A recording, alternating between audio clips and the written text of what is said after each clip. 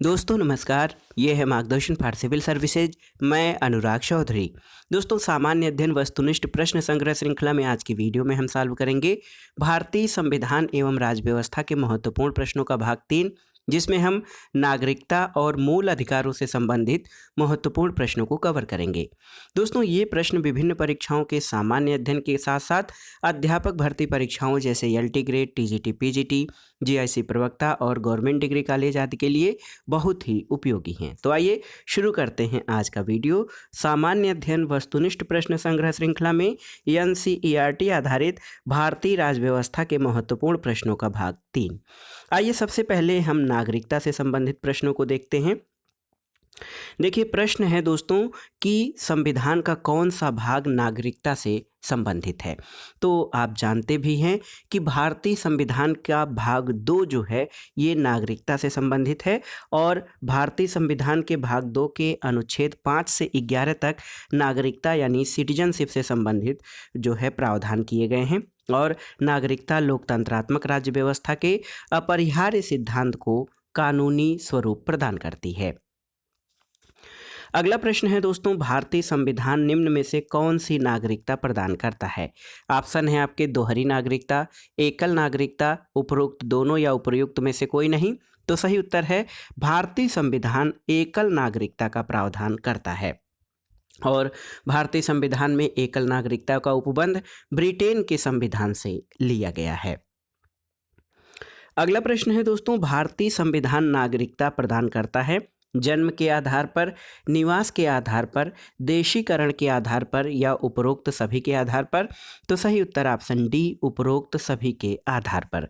दोस्तों देखिए भारतीय संविधान के अनुच्छेद 11 के अनुसार संसद को नागरिकता के संबंध में विधि बनाने की शक्ति दी गई है और इसके अंतर्गत संसद द्वारा भारतीय नागरिकता अधिनियम 1955 पारित किया गया है और इस अधिनियम में वर्ष 1986, 1992, 2003, 2005 और 2015 में संशोधन किया गया है। वर्तमान में भारतीय नागरिकता 5 प्रकार से प्राप्त की जा सकती है। ये है जन्म से, वंशानुगत पंजीकरण से और देशीकरण और विदेशी भूमि के अधिग्रहण से। तो ये भारतीय संविधान में नागरिकता प्राप्त करने के लिए 5 तरीके हैं। कोई भी व्यक्ति जन्म से, वंशानुगत आधार पर, पंजीकरण द्वारा, देशीकरण द्वारा और विदेशी भूमि के अधिग्रहण के आधार पर नागरिकता प्राप्त कर सकता है। अगला प्रश्न है दोस्तों, देखिए ऑप्शन दिए गए हैं, इसमें से आपको बताना है कि किस देश में दोहरी नागरिकता का सिद्धांत स्वीकार किया गया है। ऑप्शन है भारत, कनाडा, ऑस्ट्रेलिया या संयुक्त राज्य अमेरिका। तो सही उत्तर ऑप्शन डी है, संयुक्त राज्य अमेरिका में दोस्तों डुअल सिटीजनशिप यानी दोहरी नागरिकता का सिद्धांत स्वीकार किया गया है। अमेरिका में शासन व्यवस्था का स्वरूप आप जानते हैं फेडरल यानी संघीय है और इसके अंतर्गत केंद्र और प्रांतों की सरकारों के मध्य शक्तियों का स्पष्ट विभाजन किया गया है और केंद्र तथा प्रांतों के द्वारा लोगों को अलग अलग नागरिकता दी गई है। अगला प्रश्न है दोस्तों, निम्नलिखित में से किस स्थिति में किसी भारतीय नागरिक की नागरिकता समाप्त हो सकती है। ऑप्शन है नागरिकता का परित्याग करने पर, पर्यावसन पर, वंचित किए जाने पर या उपरोक्त सभी आधारों पर। तो सही उत्तर ऑप्शन डी हो जाएगा, उपरोक्त सभी आधारों पर। यानी 3 प्रकार से किसी भी नागरिक की नागरिकता समाप्त हो सकती है। पहला प्रकार ये है कि जब कोई व्यक्ति अन्य देश की नागरिकता ले ले, दूसरा ये कि नागरिकता का परित्याग कर दे और तीसरा ये कि सरकार द्वारा यदि कोई व्यक्ति नागरिकता से वंचित कर दिया जाता है तो जो है नागरिकता समाप्त हो सकती है। अगला प्रश्न है दोस्तों, संविधान के 26 नवंबर 1949 को अंगीकृत किए जाने के साथ संविधान के कौन से प्रावधान तुरंत लागू कर दिए गए थे। ऑप्शन है नागरिकता प्रावधान, चुनाव संबंधी प्रावधान, अंतरिम संसद संबंधी प्रावधान और उपरोक्त सभी प्रावधान। तो देखिए दोस्तों, जब भारतीय संविधान को 26 नवंबर 1949 को अंगीकृत, अधिनियमित और आत्मार्पित किया गया था, उस समय जो है नागरिकता, चुनाव, अंतरिम संसद और अस्थायी और संक्रमणकालीन उपबंधों को लागू कर दिया गया था। और आप जानते हैं कि भारतीय संविधान पूरी तरह से 26 जनवरी 1950 को लागू किया गया था, लेकिन नागरिकता, चुनाव, अंतरिम संसद और संक्रमणकालीन प्रावधान तुरंत ही लागू कर दिए गए थे। नागरिकता के बाद आइए देखते हैं दोस्तों भारतीय संविधान के महत्वपूर्ण भाग मूल अधिकारों से संबंधित महत्वपूर्ण प्रश्नों को। देखिए प्रश्न है दोस्तों, भारतीय संविधान के किस भाग में नागरिकों के मौलिक अधिकारों का उल्लेख किया गया है? तो भारतीय संविधान के भाग 3 में दोस्तों नागरिकों के मौलिक अधिकारों का उल्लेख किया गया है और अनुच्छेद 12 से 35 तक मौलिक अधिकार वर्णित है। मौलिक अधिकारों का प्रावधान आप जानते हैं अमेरिकी संविधान से लिया गया है और जो अमेरिका के अधिकार पत्र यानी बिल ऑफ राइट्स के समान है। तो याद रखिएगा भारतीय संविधान के भाग 3 में अनुच्छेद 12 से 35 तक मूल अधिकार यानी मौलिक अधिकारों का वर्णन किया गया है। अगला प्रश्न है, निम्नलिखित में से कौन सा मूल अधिकार भारतीय संविधान में नागरिकों को नहीं प्रदान किया गया है? देखिए ऑप्शन है देश के किसी भी भाग में बसने का अधिकार, लिंग समानता का अधिकार, सूचना का अधिकार या फिर शोषण के विरुद्ध अधिकार। तो सही उत्तर है दोस्तों सूचना का अधिकार जो है ये मौलिक अधिकार यानी मूल अधिकार के रूप में जो है भारतीय संविधान में नागरिकों को नहीं दिया गया है। देश के किसी भी भाग में बसने का अधिकार, लैंगिक समानता का अधिकार और शोषण के विरुद्ध अधिकार ये भारतीय नागरिकों के मौलिक अधिकार हैं। दोस्तों देखिए सूचना का अधिकार या आरटीआई जिसको राइट टू इंफॉर्मेशन कहा जाता है ये एक लीगल राइट है और इसको सूचना के अधिकार अधिनियम 2005 के अंतर्गत नागरिकों को प्रदान किया गया है। तो देखिए सूचना का अधिकार मौलिक अधिकार नहीं बल्कि एक विधिक अधिकार है। अगला प्रश्न है दोस्तों, निम्नलिखित में से किस अनुच्छेद में समता के अधिकार का प्रावधान किया गया है? तो आप जानते हैं समानता का अधिकार अनुच्छेद 14 में वर्णित है और समानता के अधिकार का उल्लेख अनुच्छेद 14 से अनुच्छेद 18 तक में किया गया है। अनुच्छेद 14 में विधि के समक्ष समता या विधियों के समान संरक्षण के संबंध में प्रावधान किया गया है और इसमें यह कहा गया है कि राज्य नागरिकों को विधियों के समक्ष समता या विधियों के समान संरक्षण से वंचित नहीं करेगा। तो अनुच्छेद 14 से लेकर 18 तक भारतीय संविधान में नागरिकों को समानता के मूल अधिकार दिए गए हैं। अगला प्रश्न है दोस्तों, भारतीय संविधान का कौन सा अनुच्छेद अस्पृश्यता का यानी भेद जो है अछूतपन का भेदभाव का उन्मूलन करता है? ऑप्शन है अनुच्छेद 14, 15, 16 या 17। तो अस्पृश्यता 17 सही उत्तर ऑप्शन डी हो जाएगा। अस्पृश्यता के उन्मूलन संबंधी प्रावधान दोस्तों अनुच्छेद 17 में किया गया है और अस्पृश्यता के प्रयोग और उसको बढ़ावा देने या उससे संबंधित विवादों के कारण किसी प्रकार की निर्योग्यता को दंडित करने के उद्देश्य से संसद द्वारा दोस्तों एक अस्पृश्यता अपराध अधिनियम 1955 भी पारित किया गया है। वर्ष 1976 में इसमें संशोधन करके इसका नाम नागरिक अधिकार संरक्षण अधिनियम 1955 कर दिया गया है। तो भारतीय संविधान के भाग 3 में अस्पृश्यता संबंधी जो अस्पृश्यता के उन्मूलन संबंधी मौलिक अधिकार हैं अनुच्छेद 17 में वर्णित है। अगला प्रश्न है, निम्नलिखित में से कौन सा युग्म सुमेलित नहीं है? आपको बताना है। अनुच्छेद 14 विधि के समक्ष समता ये आपका सुमेलित है। अनुच्छेद 16 अवसर की समानता ये भी सुमेलित है। अनुच्छेद 17 उपाधियों का अंत नहीं बल्कि अस्पृश्यता का अंत किया गया है और अनुच्छेद 18 सैन्य उपाधियों की अनुमति। तो देखिए दोस्तों अनुच्छेद सी आपका सही सुमेलित नहीं है क्योंकि भारतीय संविधान के अनुच्छेद 17 में अस्पृश्यता के अंत का प्रावधान किया गया है और अनुच्छेद 18 में उपाधियों का अंत किया गया है और अनुच्छेद 18 ये वर्णित करता है कि राज्य को सैन्य और अकादमिक क्षेत्रों को छोड़कर किसी भी अन्य प्रकार की उपाधि जो है प्रदान करने से प्रतिबंधित किया गया है। अगला प्रश्न है दोस्तों, निम्नलिखित में से कौन सा अधिकार भारतीय संविधान द्वारा प्रदत्त एक मौलिक अधिकार नहीं है? समता का अधिकार ये है, स्वतंत्रता का अधिकार भी मौलिक अधिकार है, संपत्ति का अधिकार मौलिक अधिकार नहीं है, शोषण के विरुद्ध अधिकार मौलिक अधिकार है। तो दोस्तों आप जानते हैं कि जो मूल संविधान बना था उसमें संपत्ति का अधिकार मौलिक अधिकारों के अंतर्गत था, लेकिन 44वें संविधान संशोधन अधिनियम 1978 के द्वारा संपत्ति का अधिकार यानी राइट टू प्रॉपर्टी जो है इसको मूल अधिकारों की श्रेणी से हटाकर एक विधिक अधिकार अनुच्छेद 300 क के अंतर्गत इसको सामान्य विधिक यानी कानूनी अधिकार के रूप में शामिल कर दिया गया है। तो अब संपत्ति का अधिकार मूल अधिकार नहीं रह गया है। अगला प्रश्न है दोस्तों, प्रेस की स्वतंत्रता किस अधिकार में निहित है, आपको बताना है। ऑप्शन है देखिए, विधियों का समान संरक्षण, भाषण की स्वतंत्रता, संघ बनाने की स्वतंत्रता या कार्य और सामग्री की सुरक्षा।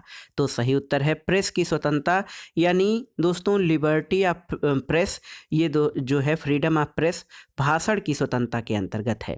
भाषण की स्वतंत्रता मतलब वाक अभिव्यक्ति की स्वतंत्रता। दोस्तों भारतीय संविधान में प्रेस की स्वतंत्रता का स्पष्ट उल्लेख नहीं है, लेकिन साकल पेपर मिल्स बनाम भारत संघ मामला 1961 में उच्चतम न्यायालय ने स्पष्ट किया कि अनुच्छेद 19(1) क में जो वाक और अभिव्यक्ति की स्वतंत्रता है वही प्रेस की स्वतंत्रता उसमें निहित है, और प्रेस को साधारण नागरिकों से अलग विशिष्ट अधिकार प्राप्त नहीं है। इसलिए प्रेस की स्वतंत्रता संविधान के अनुच्छेद 19 क के अंतर्गत ही शामिल है। अगला प्रश्न है दोस्तों, देखिए भारतीय संविधान का अनुच्छेद 19 प्रदान करता है क्या। देखिए 6 प्रकार की स्वतंत्रताएं, 7 प्रकार की स्वतंत्रताएं, 8 प्रकार की स्वतंत्रताएं या 9 प्रकार की स्वतंत्रताएं। तो सही उत्तर है दोस्तों, भारतीय संविधान का अनुच्छेद 19 6 प्रकार की स्वतंत्रताएं प्रदान करता है। एक तो है वाक अभिव्यक्ति की स्वतंत्रता, सम्मेलन करने की स्वतंत्रता, संघ बनाने की स्वतंत्रता, और देश के किसी भी भूभाग में अबाध संचरण की स्वतंत्रता, किसी भी भाग में निवास करने या बसने की स्वतंत्रता, या कोई भी वृत्ति या आजीविका करने की स्वतंत्रता। ये अनुच्छेद 19 में कुल 6 प्रकार की स्वतंत्रताएं वर्णित हैं। अगला प्रश्न है दोस्तों, किसी अपराध के अभियुक्त को स्वयं अपने विरुद्ध गवाही देने के लिए बाध्य नहीं किया जा सकता। भारतीय संविधान के किस अनुच्छेद में ये प्रावधान किया गया है। ऑप्शन है अनुच्छेद 20(3), अनुच्छेद 21, अनुच्छेद 22 और 74। तो सही उत्तर है ऑप्शन ए, अनुच्छेद 20(3) में। दोस्तों संविधान के मौलिक अधिकारों के अंतर्गत अनुच्छेद 20 सब सेक्शन 3 में ये प्रावधान किया गया है कि किसी अपराध के लिए अभियुक्त व्यक्ति को स्वयं के विरुद्ध गवाही देने के लिए बाध्य नहीं किया जाएगा, जबकि अनुच्छेद 21 में प्राण एवं दैहिक स्वतंत्रता का अधिकार प्रदान किया गया है। अनुच्छेद 22 के अंतर्गत कुछ दिशाओं में गिरफ्तारी और निरोध से संरक्षण का प्रावधान है। तो सही उत्तर है अनुच्छेद 20(3) के अंतर्गत ये मौलिक अधिकार है कि किसी अपराध के अभियुक्त को स्वयं अपने विरुद्ध गवाही देने के लिए बाध्य नहीं किया जा सकता। अगला प्रश्न है दोस्तों, भारतीय संविधान के अनुसार जीवन का अधिकार है एक राजनीतिक अधिकार, आर्थिक अधिकार, मौलिक अधिकार या धार्मिक अधिकार। तो सही उत्तर है जीवन का अधिकार। दोस्तों देखिए ये भारतीय संविधान के अनुसार मौलिक अधिकार है, और संविधान के अनुच्छेद 21 के अंतर्गत भारतीय संविधान में जीवन का अधिकार मौलिक अधिकार है। उच्चतम न्यायालय ने अनुच्छेद 21 की व्यापक व्याख्या करते हुए अस्थायी आवास, निजता का अधिकार, इन सब को भी जीवन के अधिकार के रूप में मौलिक अधिकार माना है, क्योंकि जीवन का अधिकार तभी चल सकता है जब लोगों के पास रहने के लिए, खाने के लिए और जो है दोस्तों स्वच्छ वातावरण आदि उपलब्ध हो, तभी व्यक्ति का जीवन सुरक्षित हो सकता है। इसलिए भारतीय संविधान के अंतर्गत जो जीवन का अधिकार है अनुच्छेद 21 के अंतर्गत, उसका दायरा बहुत ही व्यापक है। अगला प्रश्न है दोस्तों, 6 से 14 वर्ष की आयु के सभी बच्चों यानी शिशुओं को शिक्षा का अधिकार किस प्रकार का अधिकार है। तो सही उत्तर है यह एक मूल अधिकार यानी फंडामेंटल राइट्स है। दोस्तों देखिए आप देखिए संविधान के अनुच्छेद 21 क के अंतर्गत 6 से 14 वर्ष की आयु के सभी बच्चों को निःशुल्क और अनिवार्य शिक्षा का मौलिक अधिकार दिया गया है। पहले तो ये नहीं था, लेकिन संसद द्वारा 86वें संविधान संशोधन अधिनियम 2002 के द्वारा इसको संविधान में शामिल किया गया है, और इस लक्ष्य की प्राप्ति के लिए संसद द्वारा शिक्षा का अधिकार अधिनियम 2009 पारित किया गया, जो 1 अप्रैल 2010 से प्रभावी है। तो कुल मिलाकर अब जो है शिक्षा का अधिकार जो 6 से 14 वर्ष के बच्चों के लिए शिक्षा का अधिकार जो है ये एक मौलिक अधिकार बन गया है। अगला प्रश्न है दोस्तों, मूल अधिकारों के अंतर्गत कौन सा अनुच्छेद बालकों के नियोजन से प्रत्यक्ष रूप से संबंधित है। ऑप्शन है अनुच्छेद 19, अनुच्छेद 17, अनुच्छेद 23 या 24। तो सही उत्तर है अनुच्छेद 24 ऑप्शन डी। दोस्तों भारतीय संविधान के अनुच्छेद 24 बालकों के नियोजन के प्रतिषेध का प्रतिबंध करता है और इसमें ये वर्णन है कि 14 वर्ष से कम आयु के बच्चों को खानों, कारखानों या अन्य किसी जोखिम वाले स्थानों में जो है शामिल नहीं किया जा सकता, यानी उनसे वहाँ पर काम नहीं लिया जा सकता है। इसके अलावा दोस्तों 2 जून 2017 को बाल श्रम निषेध और विनियमन संशोधन अधिनियम 2017 के अनुसार 14 वर्ष से कम आयु के बच्चों के नियोजन पर पूर्ण प्रतिबंध लगाया गया है, जबकि 14 से 18 वर्ष के किशोरों को खतरनाक व्यवसायों के नियोजन पर पूर्ण प्रतिबंध है और यदि ऐसा कोई करता है तो उसके लिए सजा का प्रावधान भी किया गया है। अगला प्रश्न है दोस्तों, किसी धर्म विशेष के संवर्धन के लिए करों के भुगतान की अनिवार्यता से मुक्ति की गारंटी किस अनुच्छेद के द्वारा दी गई है? ऑप्शन है अनुच्छेद 25, अनुच्छेद 26, अनुच्छेद 27 या अनुच्छेद 28। तो सही उत्तर ऑप्शन सी अनुच्छेद 27 द्वारा। देखिए दोस्तों संविधान के अनुच्छेद 27 में राज्य किसी ऐसे कर को व्यक्ति को देने के लिए बाध्य नहीं करेगा जो किसी धर्म या धार्मिक संप्रदाय की उन्नति में खर्च किया जाना हो, लेकिन राज्य कोई भी धार्मिक सुविधा देने के लिए शुल्क आरोपित कर सकता है। अगला प्रश्न है दोस्तों, रिक्त स्थान की पूर्ति करें। इसमें आपको देखिए रिक्त स्थान की पूर्ति करना है। देखिए अधिकार कर्तव्यों को बाधित करते हैं, अनुदेशित करते हैं, निहित हैं या विरोध करते हैं। तो सही उत्तर है ऑप्शन बी। दोस्तों बहुत ही महत्वपूर्ण है, संविधान और विधि द्वारा प्रदत्त अधिकारों की सीमा में हमें अपने कर्तव्यों का पालन करना होता है और अधिकार कर्तव्यों को अनुदेशित करते हैं। दोस्तों कहा भी जाता है कि गांधी जी के शब्दों में यदि हम अपने कर्तव्य करेंगे तो हमें अधिकार अपने मिल जाएंगे स्वयं ही। अगला प्रश्न है दोस्तों, मूल अधिकारों से संबंधित विवाद निम्नलिखित में से कौन सा है? ऑप्शन है गोलकनाथ बनाम पंजाब राज्य, पश्चिम बंगाल बनाम भारत संघ, शर्मा बनाम कृष्ण या बम्बई राज्य बनाम बलसारा। तो सही उत्तर है मूल अधिकारों से संबंधित विवाद गोलकनाथ बनाम पंजाब राज्य का विवाद है जो 1967 का है और ये मूल अधिकारों से संबंधित है। इसमें इस वाद में सर्वोच्च न्यायालय ने निर्णय दिया कि संसद मौलिक अधिकारों में संशोधन नहीं कर सकती है, जबकि केशवानंद भारती बनाम केरल राज्यवाद 1973 में सर्वोच्च न्यायालय ने कहा कि संसद संविधान के मूल ढांचे का उल्लंघन किए बिना मौलिक अधिकारों में संशोधन कर सकती है। अगला प्रश्न है दोस्तों, निम्नलिखित में से कौन सा मूल अधिकार विदेशी नागरिकों को प्राप्त नहीं है? यहाँ पर देखिए विधि के समक्ष समता, अभिव्यक्ति की स्वतंत्रता का अधिकार, प्राण एवं दैहिक स्वतंत्रता का अधिकार और शोषण के विरुद्ध अधिकार। तो दोस्तों यहाँ पर देखिए अभिव्यक्ति की स्वतंत्रता का अधिकार विदेशी नागरिकों को प्राप्त नहीं है। भारत में जो अधिकांश मूल अधिकार हैं वो विदेशी नागरिकों को भी प्राप्त हैं, जैसे अनुच्छेद 14 के अंतर्गत विधि के समक्ष समता का अधिकार, अपराधों के लिए दोष सिद्धि के संबंध में संरक्षण, प्राण और दैहिक स्वतंत्रता का अधिकार, शोषण के विरुद्ध अधिकार, धर्म की स्वतंत्रता का अधिकार। लेकिन कुछ मूल अधिकार जैसे अनुच्छेद 15, अनुच्छेद 16, अनुच्छेद 19, अनुच्छेद 29 और 30 जो हैं दोस्तों ये विदेशी नागरिकों को प्राप्त नहीं है।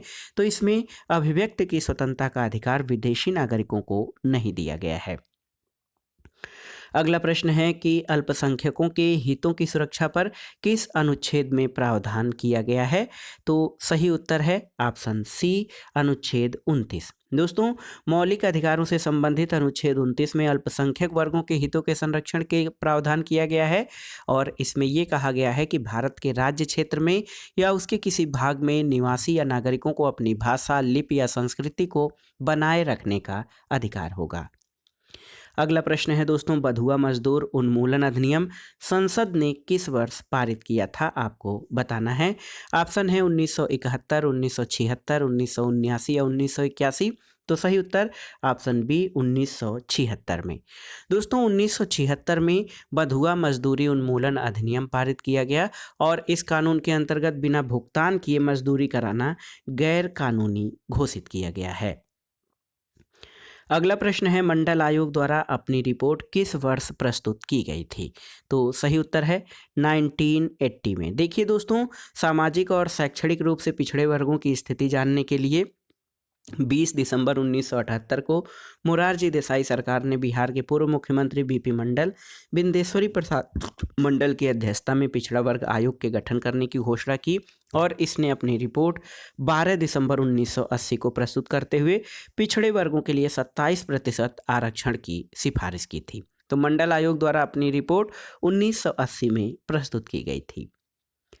अगला प्रश्न है दोस्तों, भारत के संविधान के किस अनुच्छेद के अंतर्गत सशस्त्र बलों के सदस्यों के मौलिक अधिकारों को विशेष रूप से प्रतिबंधित किया जा सकता है, आपको बताना है। तो सही उत्तर है अनुच्छेद 33। दोस्तों, भारतीय संविधान का अनुच्छेद 33 संसद को ये शक्ति प्रदान करता है कि वह सशस्त्र बलों, खुफिया एजेंसी और लोक व्यवस्था बनाए रखने वाले सुरक्षा बलों के मूल अधिकारों को सीमित करने वाली विधियां बना सकता है। तो ये प्रश्न इंपॉर्टेंट है, मैं इसको स्टार कर रहा हूँ। देखिए, ये परीक्षाओं में आगे पूछा जा सकता है, इसलिए आप इस प्रश्न को तैयार कर लीजिएगा।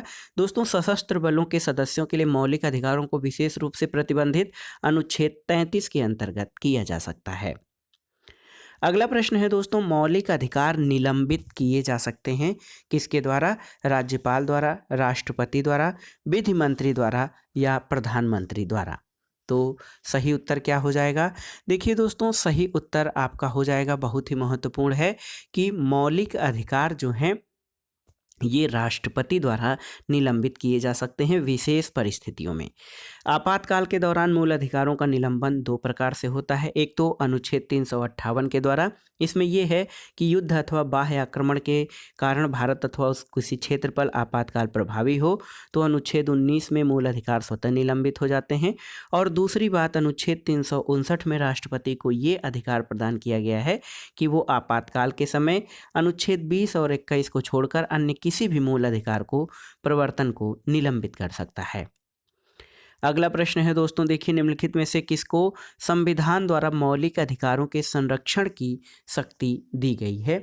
ऑप्शन है भारत के सभी न्यायालयों को, संसद को, राष्ट्रपति को, सर्वोच्च न्यायालय और उच्च न्यायालयों को। तो सही उत्तर है ऑप्शन डी। देखिए, सर्वोच्च न्यायालय और उच्च न्यायालयों को संविधान द्वारा मौलिक अधिकार यानी फंडामेंटल राइट्स के संरक्षण की शक्ति दी गई है। दोस्तों, आप जानते हैं कि भारतीय संविधान में मौलिक अधिकारों के उल्लंघन के विरुद्ध अनुच्छेद 32, देखिए दोस्तों, बहुत ही महत्वपूर्ण है। अनुच्छेद 32 के अंतर्गत क्या है कि ये जो अनुच्छेद 32 के अंतर्गत ये व्यवस्था की गई है कि नागरिकों के मौलिक अधिकारों के संरक्षण की शक्ति उच्चतम न्यायालय को प्राप्त है। और डॉक्टर भीमराव अंबेडकर ने अनुच्छेद 32 को भारतीय संविधान का हृदय और आत्मा कहा है। अनुच्छेद 32 के अंतर्गत उच्चतम न्यायालय की जो रिक्त सीट है उसको देखा जाए तो यहाँ पर इसकी अधिकारिता केवल मूल अधिकारों के उल्लंघन के मामलों में सीमित है। वहीं हाईकोर्ट जो हमारे उच्च न्यायालय हैं उसके अनुच्छेद 226 के अंतर्गत इसकी अधिकारिता मूल अधिकारों के उल्लंघन के साथ साथ अन्य विषय भी शामिल हैं। और देखिए दोस्तों, इसमें मूल अधिकारों के संरक्षण के लिए न्यायालय 5 प्रकार की रिट जारी करते हैं: बंदी प्रत्यक्षीकरण, परमादेश, निषेध, अधिकार परीक्षा और उत्प्रेषण रिट। अगला प्रश्न है दोस्तों, देखिए, निम्नलिखित में से कौन सी रिट व्यक्तिगत स्वतंत्रता का बुलवर्क है, आपको बताना है। ऑप्शन है आपके, देखिए, परमादेश, बंदी प्रत्यक्षीकरण, अधिकार परीक्षा या उत्प्रेषण। तो सही उत्तर है ऑप्शन बी, बंदी प्रत्यक्षीकरण, जिसको हैबियस कार्पस कहते हैं। दोस्तों, बंदी प्रत्यक्षीकरण का अर्थ होता है व्यक्ति को शरीर सहित उपस्थित करना। और इस रिट के द्वारा उच्चतम न्यायालय अनुच्छेद 32 और उच्च न्यायालय अनुच्छेद 226 द्वारा किसी अवैध रूप से निरुद्ध व्यक्ति को छोड़ने के लिए आदेश जारी कर सकता है। और बंदी प्रत्यक्षीकरण यानी हैबियस कार्पस को व्यक्तिगत स्वतंत्रता का बुलवर्क कहा जाता है। अगला प्रश्न है दोस्तों, निम्नलिखित में से कौन सा एक सत्य है, यानी इनमें से सब गलत हैं, केवल एक सत्य है। देखिए, भारतीय संविधान में मूल अधिकारों को शामिल करने के लिए नेहरू रिपोर्ट 1928 ने समर्थन किया। भारत सरकार अधिनियम 1935 ने मूल अधिकारों को प्रश्रय दिया। अगस्त प्रस्ताव 1940 में मूल अधिकार शामिल किए गए, या क्रिप्स मिशन 1942 ने मूल अधिकारों को प्रश्रय दिया था। तो इनमें से सही है। देखिए दोस्तों, भारतीय संविधान में मूल अधिकारों को शामिल करने के लिए नेहरू रिपोर्ट यानी मोतीलाल नेहरू की अध्यक्षता में जो नेहरू रिपोर्ट बनी थी उसने समर्थन किया था। अगला प्रश्न है दोस्तों, निवारक निरोध या निवारक नज़रबंदी के अंतर्गत किसी व्यक्ति को बिना मुकदमा चलाए कितने दिनों तक बंदी बनाए रखा जा सकता है? ऑप्शन है आपके 1 माह, 3 माह, 6 माह या 9 माह। तो सही उत्तर है ऑप्शन बी, 3 माह।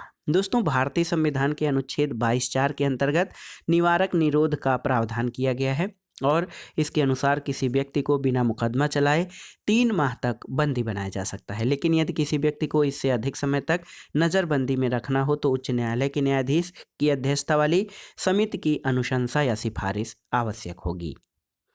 अगला प्रश्न और इस वीडियो का आखिरी प्रश्न है दोस्तों, उच्चतम न्यायालय के अनुसार निजी भवनों के ऊपर राष्ट्रीय ध्वज यानी नेशनल फ्लैग को फहराना संविधान के किस अनुच्छेद के अंतर्गत शामिल किया गया है? ऑप्शन है अनुच्छेद 14, अनुच्छेद 19(1) क, अनुच्छेद 21 या अनुच्छेद 25। तो सही उत्तर अनुच्छेद 19(1) क। दोस्तों, नवीन जिंदल बनाम भारत संघ 2004 मामले में उच्चतम न्यायालय ने निर्णय दिया कि निजी भवनों के ऊपर राष्ट्रीय ध्वज फहराना संविधान के अनुच्छेद 19(1) क में वर्णित अभिव्यक्ति की स्वतंत्रता के अंतर्गत प्रत्येक नागरिक का मौलिक अधिकार है। तो इस प्रकार से निजी भवनों के ऊपर भी राष्ट्रीय ध्वज को फहराना संविधान के अंतर्गत मौलिक अधिकार की श्रेणी में आता है। तो दोस्तों, ये था आज का वीडियो जिसमें आपने विभिन्न परीक्षाओं के सामान्य अध्ययन के लिए उपयोगी भारतीय राज्य व्यवस्था के महत्वपूर्ण प्रश्नों को देखा, जिसमें आपने नागरिकता और मौलिक अधिकारों से संबंधित प्रश्नों को सॉल्व किया और ये प्रश्न आपके आगामी परीक्षाओं के लिए बहुत उपयोगी हैं। आप इनको तैयार कर लीजिएगा। वीडियो आपको कैसा लगा हमें कमेंट बॉक्स में ज़रूर बताइएगा। वीडियो को लाइक करें, शेयर करें और इस चैनल मार्गदर्शन फॉर सिविल सर्विस को सब्सक्राइब करें। वीडियो देखने के लिए धन्यवाद दोस्तों। नमस्कार।